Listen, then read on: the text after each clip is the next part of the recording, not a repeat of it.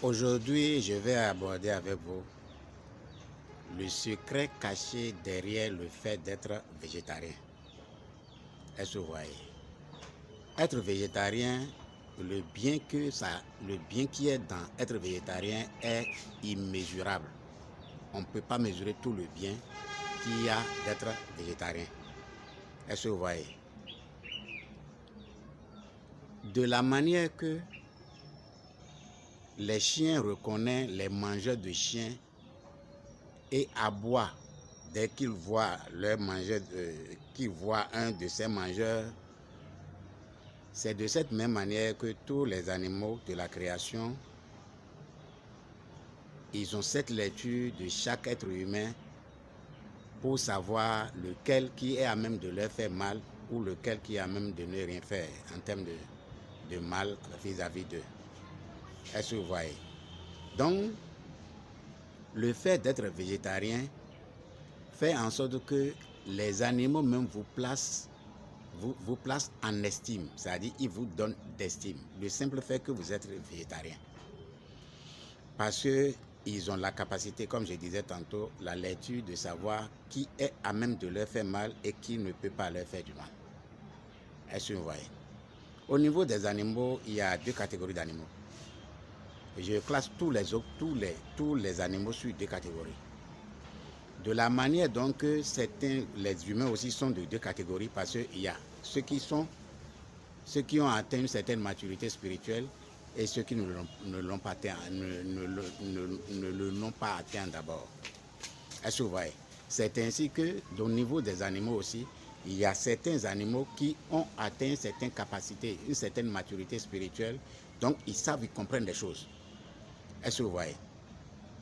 En termes des animaux qui ont atteint certains niveaux spirituels, c'est des animaux, même si dans leur race, c'est-à-dire dans leur espèce, ils sont agressifs. Si ils atteignent un certain niveau de maturité spirituelle, leur agressivité n'est plus compulsive, c'est-à-dire ce n'est plus tout droit, ce n'est plus direct, ce n'est plus automatique. Non. Leur agressivité trouve un peu plus de conscience de sorte qu'ils savent comment agresser et qui agresser. Est-ce que vous voyez? Je le parle à partir de mes propres expériences que j'ai eu à faire. Vous-même, vous savez que je suis un homme de la brousse. Voilà, je suis un homme de la brousse. C'est vrai, je vais faire une vidéo pour venir parler de ça un peu en détail, mais je suis un homme de brousse. Donc, mon expérience avec les animaux m'a permis de comprendre que, au fait, les animaux même ont une lecture de nous, les humains. Tout humain qui ne tue pas inutilement, je veux dire, ne tuez pas inutilement. Qu'est-ce que humain d'en tuer inutilement? C'est-à-dire, comme ces serpents, en même temps que ces serpents, il faut taper dessus. Comme c'est quoi là? C'est scorpion. Comme c'est scorpion, il faut taper dessus. Comme c'est quoi? Un peu ainsi de suite, c'est-à-dire, dès que vous voyez un insecte, un animal ou bien quoi là, vous tapez dessus. Vous devez comprendre que nous faisons tous partie de la même conscience. C'est-à-dire que, et nous, et les humains, faisons partie de la même conscience. Donc si le Créateur a pris son temps pour accorder plus d'importance à ce que nous appelons insectes et animaux, et essaye de faire en sorte qu'eux-mêmes, dans des détails plus approfondis, ils sont à même d'accomplir même des choses certaines choses beaucoup plus facilement que les humains. Si le Créateur a pris ce soin, c'est pas à nous les humains de nous dire, c'est-à-dire nous les humains de dire que oui, ça c'est animal, ça c'est insecte, ça c'est si. Oui, c'est dans notre conscience de ce que l'éducation de monsieur tout le monde nous a enseigné. Mais à l'avancement, c'est-à-dire quand vous avancez un peu sur votre voie spirituelle, quand vous vous développez spirituellement un peu, vous commencez par avoir toute une autre lecture de qui est animal, qui est insecte, qui est humain. Est-ce que vous voyez un peu? Donc, j'ai placé les animaux là en deux catégories. Les animaux qui n'ont pas atteint, je parlais des animaux qui ont atteint un certain niveau de maturité spirituelle, et vis-à-vis de ces animaux, même si leur instinct, c'est-à-dire même si dans leur race, dans leur espèce, c'est l'agressivité, ils ne pourront pas agresser de façon plus compulsive. Non. Maintenant, je parle des animaux que eux, ils n'ont pas atteint la maturité spirituelle. Et il y avait une vidéo qui avait circulé, j'avais vu la vidéo là sur les réseaux sociaux, où il y avait un spirituel qui était en méditation et que le serpent est arrivé jusqu'à son niveau, mais à tout faire, il ne l'a pas agressé. Donc les serpents même d'abord sont de nature à ne pas agresser l'humain tant que l'humain ne l'agresse pas. Mais ce n'est pas tous les animaux. Il y a les animaux que, du fait de leur non-compréhension, de leur non-maturité, peut agresser même un humain en posture de méditation ou en posture de yoga, en beaucoup de postures, quand il le fait dans les zones naturelles, je dis, naturelles dans la bourse, je dis. Les animaux qui n'ont pas atteint certains niveaux de maturité spirituelle vont agresser. Mais les animaux qui ne l'ont pas atteint d'abord, les animaux qui l'ont atteint, qui ont atteint le niveau de maturité spirituelle, vont respecter, vont obéir, ne vont pas vous agresser. Par rapport aux animaux qui n'ont pas atteint ce degré de maturité, c'est ces animaux-là qui n'ont pas atteint un certain niveau de maturité spirituelle et qui agressent systématiquement, c'est vis-à-vis de ces animaux que l'humain a le devoir de se défendre. Sinon, un animal qui est complètement inoffensif, qui ne te dit rien, qui ne fait rien, ça ne sert à rien de taper dessus ou bien de tuer, même inutilement, non. Nous, en tant qu'humains, tout à l'heure je disais tantôt que nous faisons tous partie de la même conscience. Nous, en tant qu'humains, quel humain qui peut être d'accord que du simple fait qu'il marche, qu'il circule, qu'il cherche à manger, qu'on lui tape dessus? Non, les animaux aussi sont dans leur course à chercher à manger, à essayer de mener ce qui est leur vie.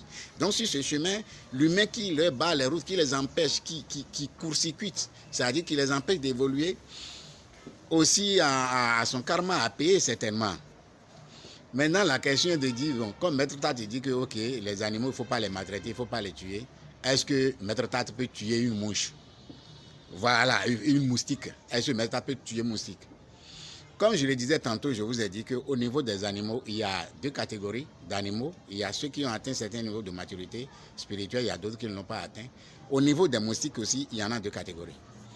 Il y a des moustiques qui viennent prélever seulement juste ce qu'il leur faut pour vivre. Et ces moustiques-là, ils ne vous dérangent pas. Ils ne sifflent pas dans vos oreilles, ils ne font pas de bruit, ils ne vous gênent pas. Ils viennent, ils posent, ils prélèvent ce qu'ils vont prélever et partir. Il y a d'autres catégories de moustiques, eux, ils n'ont pas atteint ce niveau, hein. Et ils viennent, ils t'embrouillent, c'est-à-dire ils vont tout faire pour te faire sortir de ta méditation, bien pour te faire, c'est-à-dire ils vont tout faire pour t'empêcher c'est-à-dire ils vont créer des situations pour te faire sortir quand même de ta concentration. De ces moustiques-là, eh bien, Maître Tat tape dessus correctement. Voilà. Parce que le développement de maturité, tant que tu n'es pas atteint, il faut des choses pour te les apprendre. Voilà, c'est ça. Donc, au niveau des animaux qui n'ont pas atteint le degré de maturité spirituelle et qu'ils deviennent agressifs aveuglement, qui ne veulent rien entendre, ils sont agressifs, puis ils sont agressifs de ces animaux-là, l'humain a le devoir de se défendre contre lui. Mais un animal qui, même si c'est un lion, c'est panthère, qui ne t'agresse pas, qui ne t'a rien dit, tu ne vas pas sauter dessus, tu ne vas pas chercher à te défendre tout de suite. D'abord, eux-mêmes, ils ont une lecture sur toi. Si tu as l'intention de les agresser, ils savent, ils ont déjà la lecture avant toi. C'est vrai que lui-même, même à ce sens-là, mais ce sens-là est un peu plus en bas pour lui-même par rapport à eux. C'est très poussé. Ils savent quoi faire, quand faire quoi, ces animaux-là. Donc, je vais vous dire simplement que laissez les animaux mourir de leur propre mort, de leur belle mort. D'abord, pourquoi manger l'animal? Manger une viande, pourquoi? En mangeant une viande, ça veut dire que quoi? Vous mangez quelque chose qui est mort deux fois. D'abord, vous l'avez tué, cet animal-là. Et quand vous l'avez tué, vous êtes incapable, généralement, la grande majorité est incapable de le manger comme ça cru, mais il faut le préparer encore. Donc, il faut le tuer une seconde fois. Est-ce que vous voyez? Et quand vous mangez ces viandes-là, la digestion au niveau de ces viandes-là sont difficiles, sont lents. C'est lent et c'est difficile. Alors que tous les aliments que la viande peut vous apporter, vous l'avez dans l'haricot, dans le soja, dans les légumes, dans les fruits, dans plein d'autres choses qui peut combler facilement ce que les viandes peuvent vous apporter. Donc par rapport à ça, laissez les animaux mourir de leur belle mort et que vous-même, vous êtes plus joyeux, plus équilibré. Maintenant, ce que je vous dis, c'est un peu plus difficile à comprendre, c'est quoi?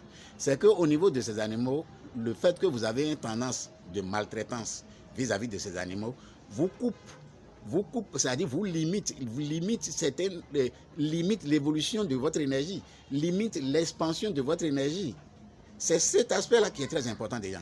Le fait que vous êtes en lutte, c'est-à-dire vous êtes en lutte, vous êtes contre, c'est-à-dire vous détestez un animal au point de vous limiter votre énergie vis-à-vis de cet animal, de façon que l'expansion que l'énergie devait connaître pour permettre de connaître aussi dans cet aspect, certaines connaissances qui devaient vous venir seraient limitées.